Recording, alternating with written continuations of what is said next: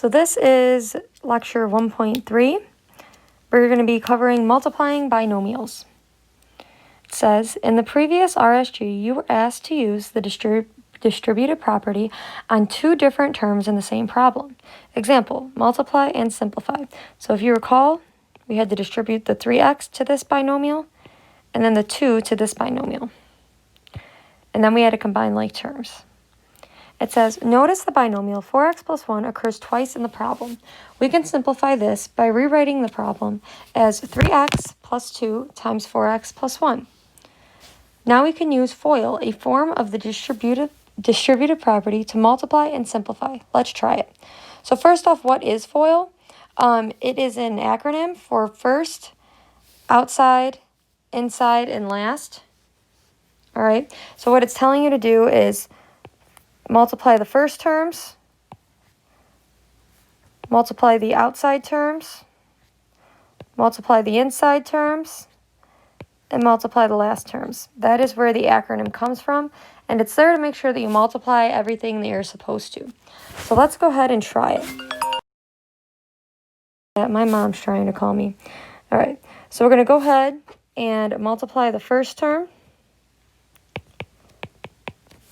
We get 12x squared. We'll go ahead and multiply the next term. We're going to do the outer. 3x. Next, we're going to go ahead and multiply the inner terms. 8x. And we will multiply the last terms. 2. All right, so then what we have to do here is combine like terms. We have nothing to combine with this 12x squared, but this 3x and 8x can become 11x, and then we have our plus 2 at the end. So that is how you FOIL. So let's go ahead and do a couple more problems. First, let's do our first term. We get x squared. Then we will do our outer terms.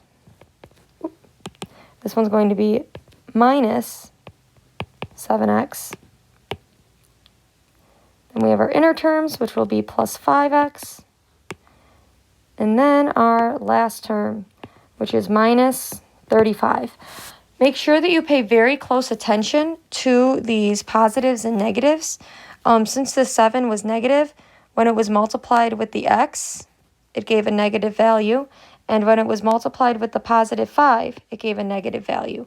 So just keep that in mind, that you need to pay very close attention to the signs. So now we're going to go ahead and combine like terms. We don't have anything to combine with the x squared.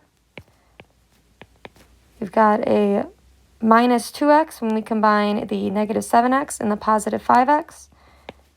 And then minus 35. Done. Next one, we'll go ahead, we will multiply our first term. So it's 3x times x. We get 3x squared. Next, our outer terms. We have 3x and minus 1. It's going to become negative 3x. Inner terms, negative 5 and x. Minus x. And then our last term here, we got a negative 5 and a negative 1. We're going to become a positive 5. So we can go ahead and combine our like terms. We get 3x squared minus 8x plus 5. All right, last problem. Multiply your first terms. 16x squared. Our outer terms, it's going to be negative 8x.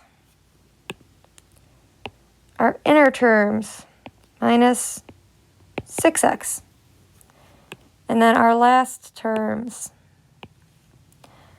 this becomes a positive 3 because it's negative 3 times negative 1 gives us a positive 3. And then we combine our like terms. And we're done. So that is how you FOIL. So now here at the end, I made a quick little chart to help you decipher the difference between a linear function and a quadratic function. We talked about this in the last lesson, but I kind of just wanted to go over it again so that you had something to refer to. So for linear functions, the general form is going to be f of x equals mx plus b.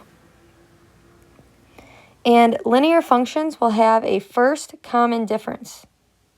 Or how about this, a common first difference.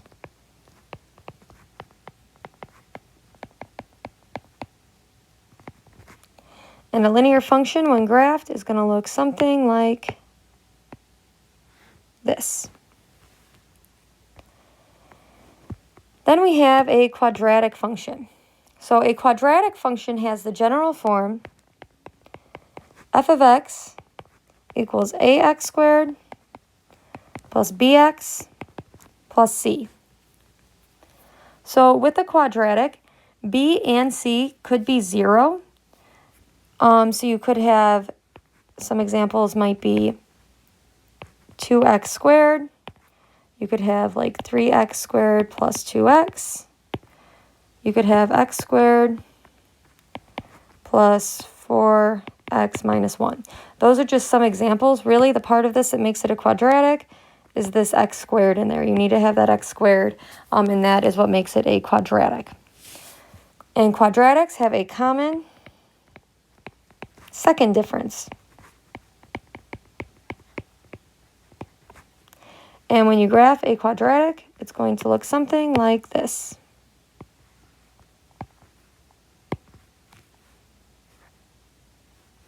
And it can also, here I'll draw another one, quadratics can also look like this. They can open down like that. All right, awesome.